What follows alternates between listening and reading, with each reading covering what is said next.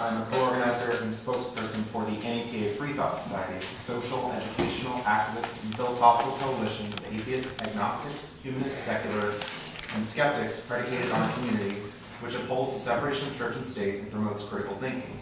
I asked to provide a secular invocation at the start of council meetings to provide an alternative to the government-led Judeo-Christian prayer offered by Councilwoman Maureen Lavelle, which begins each meeting. Council refused my request to offer an invocation at the beginning of the meeting, but allowed me to offer a secular invocation during the public comment section.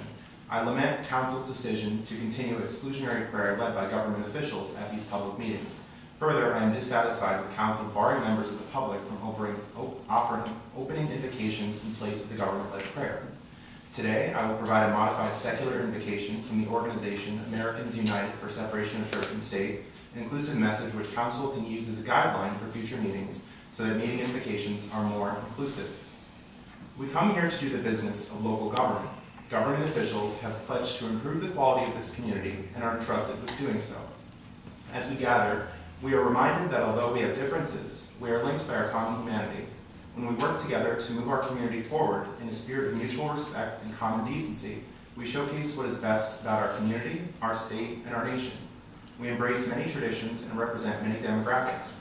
We are Christians, Jews, Muslims, Hindus, Buddhists, humanists, atheists, agnostics, Wiccans, pagans, unaffiliated, uncertain, and so many other things.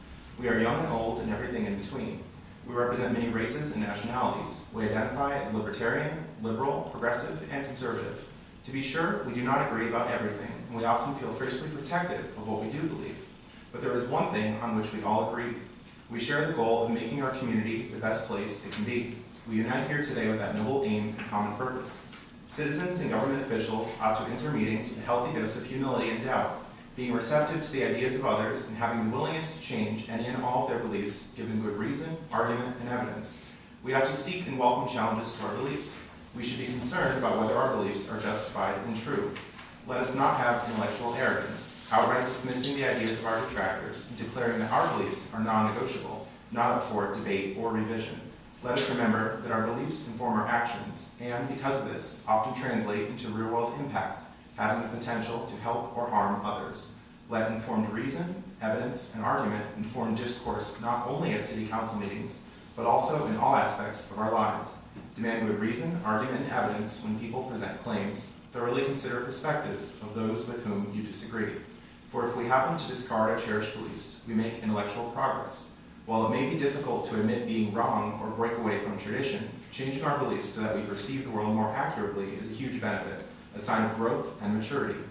Let us remember important traditions in this community and nation which were justified mostly on the basis of it was always done this way, including coal mining, which offered workers, boys and men who would work in extremely dangerous conditions, little to no protection. As we progress in a community, as a community and species, we make moral progress and break from tradition. Tradition alone is no justification for belief. It is people, although they often disagree on matters they view as important, who come together to make change in our communities. It is through action, at local and even larger levels, by which we progress. It is through passionate debate, although it may seem uncomfortable, by which we challenge our own perspectives and learn from others, sometimes changing our own beliefs when there is good reason to do so. It is my hope that at this council meeting and others, and even encounters in everyday life, that we work together to make change in our communities. It is my hope that we challenge ourselves and others to improve our quality of life. It is my hope that respect, when deserved, is extended to others. It is my hope that good argument, evidence, and reason guides the decision of all within and outside this room. Thank you.